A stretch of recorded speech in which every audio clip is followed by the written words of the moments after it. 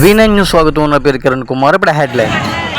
విశాఖ 6వ తోటకూర వద్దన్న పివి సింధు అకాడమీ శంకుస్థాపన చేసిన నారా లోకేష్.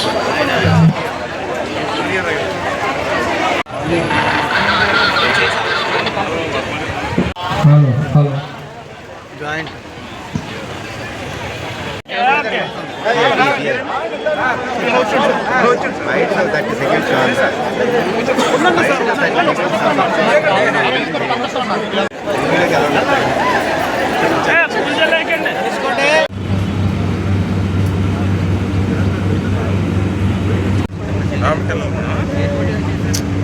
రావుడు కొద్దిలే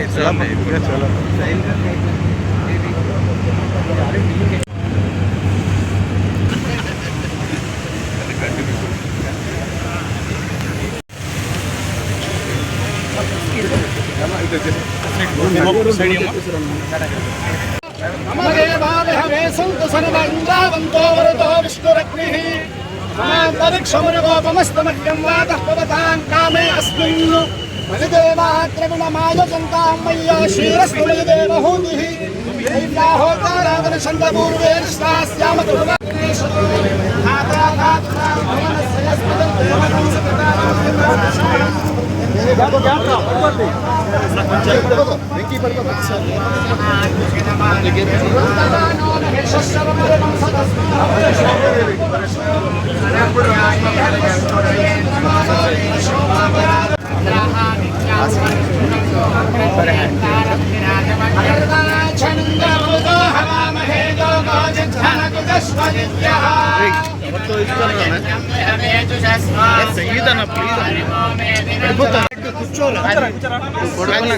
కొడుకున్నా కదా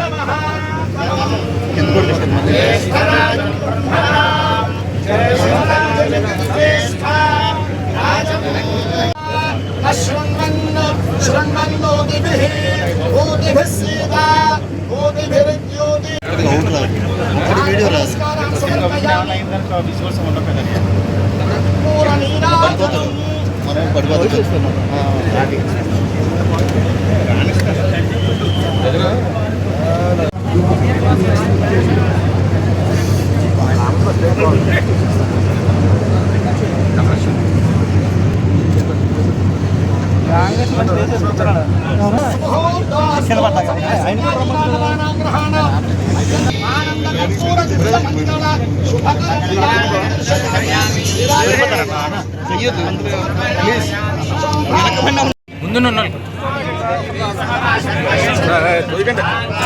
పడిపోతున్నాను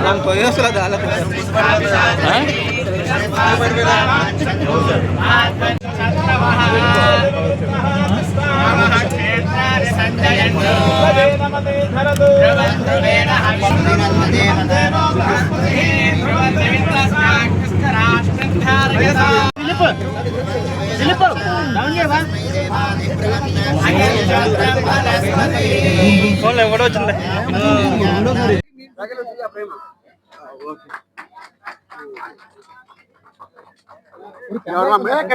ఇక్కడ తీసి చూడండి బట్టలు తెరుచుకున్నాను.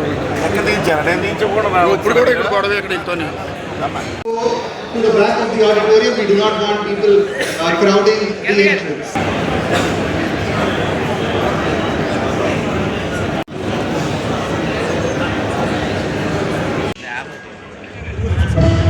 India, 30 million children with curious minds.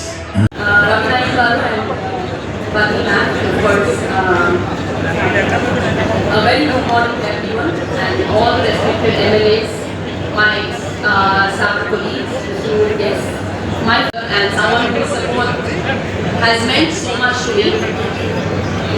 Anna, I say this with utmost humility. I do not know anyone who would have WhatsApp message as faster than you do. When we were planning this event, I was traveling back from Malaysia. I kept thinking about who I wanted to formally launch this.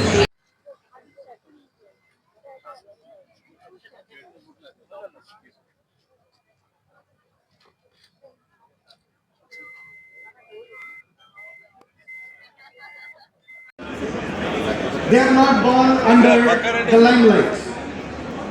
వచ్చినందుకు and ఈ programme జరిగినప్పుడు చాలా ఆనందంగా ఉందండి. ఈ foundation stone PV sports centre for sports excellence అన్నది మీ అందరికీ తెలుసు. నేను వైజాగ్లో అకాడమీ కన్స్ట్రక్ట్ చేస్తానని. సో దానికి ఫౌండేషన్ స్టోన్ అని చెప్పేసి మనము మినిస్టర్స్ని లోకేష్ గారిని, స్పోర్ట్స్ మినిస్టర్ని అండ్ శాప్ నుంచి రవి నాయుడు గారిని, గర్ని గారిని అండ్ ఆల్సో వేరే మినిస్టర్స్ కూడా పిలవడం జరిగింది. అందరు వచ్చి చాలా బాగా జరిగిందండి. చాలా సంతోషంగా ఉంది. గవర్నమెంట్ నుంచి వాళ్ళ సపోర్ట్ మేము తప్పకుండా చేస్తాము అని చెప్పడం జరిగింది. సో వాళ్ళ సపోర్ట్ ఉంటే తప్పకుండా నేను మంచి వరల్డ్ క్లాస్ అకాడమీ కడతానని నేను కోరుకుంటున్నాను. అండ్ అలాగే నేను ఇందాక కూడా మెన్షన్ చేశాను, అనిల్ చంద్రశెట్టి గారు ఆయన రాలేకపోయారు. అలాగా ఆయన తరఫున స్వాతి గారు వాళ్ళ వైఫ్ రావడం జరిగింది. వాళ్ళ సపోర్ట్ కూడా చాలా ఉందండి. సో వెరీ థ్యాంక్ఫుల్ దట్ అందరూ కలిసి ఈ అకాడమీని బిల్డ్ చేసి ఐ విష్ దట్ ఇది ఒక వరల్డ్ క్లాస్ అకాడమీ అవ్వాలని నేను కోరుకుంటున్నాను.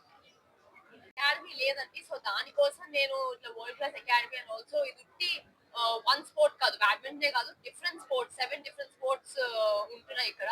సో నేను ఏంటంటే నాకు ఇన్ని సంవత్సరాలు నేను ఏం నేర్చుకున్నానో, నేను ఎంత ఎక్స్పీరియన్స్ చేశానో, స్పోర్ట్ నాకు ఎంతో ఇచ్చింది. Now it's time to give back to the sport. నేను ఎన్ని గెలిచి నా ఎక్స్పీరియన్సెస్ తో నేను ఒక వరల్డ్ క్లాస్ అకాడమీ చేసి నాలాగా ఇంకా ఎంతో మంది పైకి రావాలి, దేశానికి ఆంధ్రాకి పేరు తేవాలని నేను కోరుకుంటున్నాను. మ్యామ్ ఏం చెప్పాలనుకుంటున్నానంటే సక్సెస్ అనేది చాలా తొందరగా రాదండి, ఓవర్ నైట్ రాదు. సక్సెస్ ఎన్నో ఇయర్స్ కష్టపడితే వస్తుంది, కొంతమందికి ఫ్యూ మంత్స్ కష్టపడితే వస్తుంది, కొంతమందికి ఎన్నో ఇయర్స్ కష్టపడితే వస్తుంది. సో అలా అని చెప్పి మనం ఏంటంటే డిస్హార్డన్ అయిపోయి ఉండకుండా ఆ బిలీఫ్ అన్నది ఉండాలి, ఆ బిలీఫ్ ఆ హోప్ అన్నది ఉండాలి. తప్పకుండా అప్పుడు పైకి వస్తారని నేను కోరుకుంటాను. ఎంతో మంది చాలా బ్యాడ్ గా ఫీల్ అయ్యి లేకపోతే డిప్రెషన్ లోకి వెళ్ళిపోయి అయ్యో నేను చేయలేకపోతున్నానే, ఆడలేకపోతున్నానే అని అనుకుంటారు. కానీ అలా కాకుండా హోప్ అన్నది ఎప్పుడు ఉండాలి. అందరూ కష్టపడతారు, అందరూ గెలవాలనుకుంటారు, అందరూ ఆడాలనుకుంటారు, కానీ కొంతమంది గెలవగలుగుతారు. అలా అని చెప్పేసి నేను స్పోర్ట్ ఆపేస్తాను అంటే దట్స్ నాట్ స్పోర్ట్స్మెన్షిప్. మనం కష్టపడి ఆ హోప్ ఉండాలి. మనం ఇన్ని సంవత్సరాలు నేను ఆడినప్పుడు నేను ఏమనుకుంటే ఇంకా ఎన్నో ఓడిపోయాను, ఎన్నో ఓటముల్ని చూశాను గెలవడానికంటే. సో ఆ ఓటమి నుంచి నేను ఎంతో నేర్చుకున్నాను. ఆ నేర్చుకుని ఆ బిలీఫ్ తో నేను ఇంకా గెలవడం మొదలు పెట్టాను. So you learn a lot more when you lose అని అంటారు. So that gives you will come back much more stronger. Me mistakes నేర్చుకుని మీరు you will come back much more stronger. So అలా ఆ బిలీఫ్ ఉంటే తప్పకుండా ప్రతి ఒక్కరు పైకి వస్తారని నేను కోరుకుంటున్నాను. చేశానండి.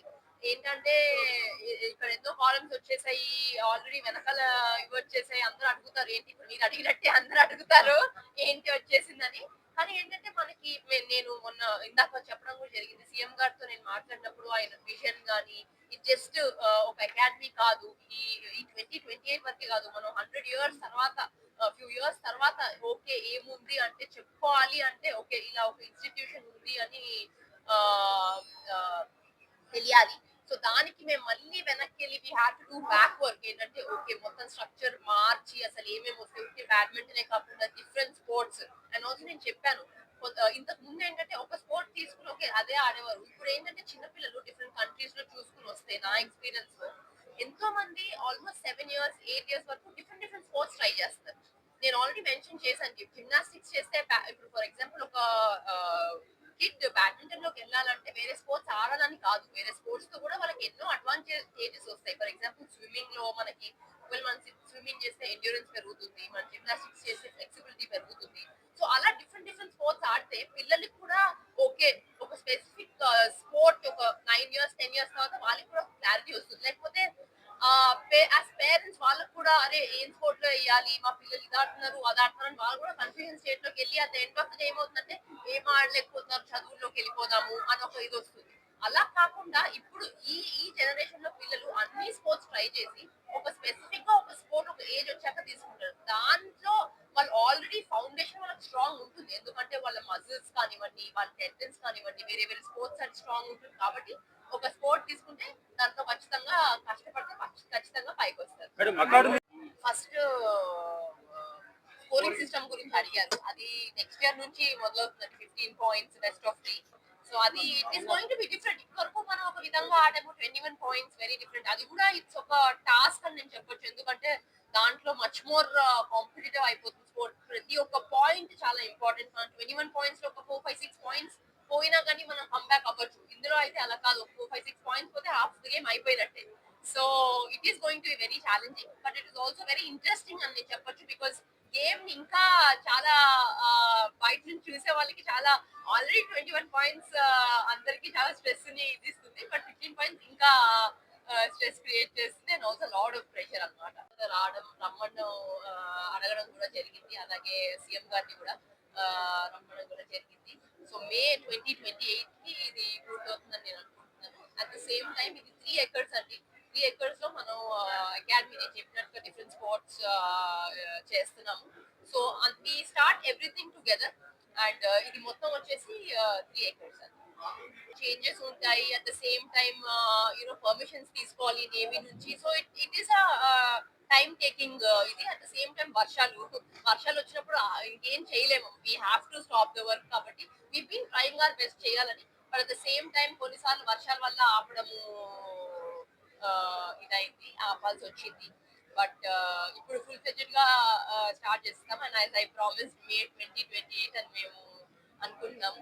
అట్ ద సేమ్ టైం ఇక్కడ పిల్లలకి డెఫినెట్ గా అండి ఐ హోప్ చిన్న ఏజ్ గ్రూప్ నుంచి కూడా ఉంటాయి అండ్ ఆల్సో టాలెంటెడ్ ప్లేయర్స్ కి we would definitely take them into consideration and according గా ఏం చేయాలి. ఎందుకంటే నేను బ్యాడ్మింటన్ లో ఇన్ని ఇయర్స్ ఉన్నాను కాబట్టి నాకు తెలుసు అసలు ఏంటి, ఎలా ఆ సపోర్ట్ ఏం చేయాలి. ఎందుకంటే చాలా మంది సపోర్ట్ చేయండి, మేము పైకి వెళ్తాము, వేరే దేశానికి ఆడతాము, స్టేట్ కి ఆడతాము అని చెప్తా ఉంటారు. సో అలాంటి విషయంలో స్పెషల్ కన్సిడరేషన్, వాళ్ళు ఎలా ఆడుతున్నారు, ఏం చేస్తున్నారు, వాళ్ళ ర్యాంకింగ్ ఏంటి, అకార్డింగ్ గా we taking to consideration and get it. So Lokesh గారు కూడా మొన్న కామన్వెల్త్ గేమ్స్ ముందు చాలా మంది ఏంటంటే మెడల్ వచ్చాక కలవడము అలా చేస్తారు. బట్ లోకేష్ గారు మేడ్ షూర్ దట్ ఈసారి కామన్వెల్త్ ముందు కలిసి ఎంకరేజ్ చేసి మోటివేట్ చేసి అథ్లీట్స్ ని పంపించడం జరిగింది. మనకు తెలుసు ఎన్నో మెడల్స్ కూడా వచ్చాయి మన కామన్వెల్త్ గేమ్స్ లో. It's a very good thing and it is good that as a government మనకి మెడల్ వచ్చాక సన్మానం చేయడం కాదు, బట్ మెడల్ రాక ముందు, టోర్నమెంట్స్ కి వెళ్ళక ముందు పిలిచి మోటివేట్ చేయడం అనేది it's different thing. That kind of motivation and support is very important for every athlete. That keeps you going. So I think government support చాలా చాలా బాగుందండి. And at the same time SAAP sports authority చాలా support చేస్తారు. రవినాయుడు గారు and వర్తి గారు, మన sports minister గారు కూడా ఎప్పుడు నాకు చెప్తూ ఉంటారు మంచిగా అకాడమీ కట్టాలమ్మా, మా సపోర్ట్ ఏమున్నా కానీ చేస్తానని. సో వీళ్ళందరి సపోర్ట్ తో we hope we see a lot of medals in our state and in our country. అందరూ ఒలింపిక్ ఛాంపియన్ అయిపోవాలంటే అలా కాదు, అందరూ కష్టపడతారు. నేను అదే అన్నాను, అందరూ కష్టపడతారు. బట్ నా సైడ్ నుంచి నేను ఎంత మందిని తేగలుగుతానో నేను అంతమందిని తెస్తానండి. నా how much ever is in my hands నేను చేస్తాను. Rest of the things are not in my hands. అంటే as a mentor, as a building an institution, I will give all my support. At the end of the day as a player, as parents వాళ్ళ support కూడా ఉండాలి. అందరూ కలిపితేనే will become happens.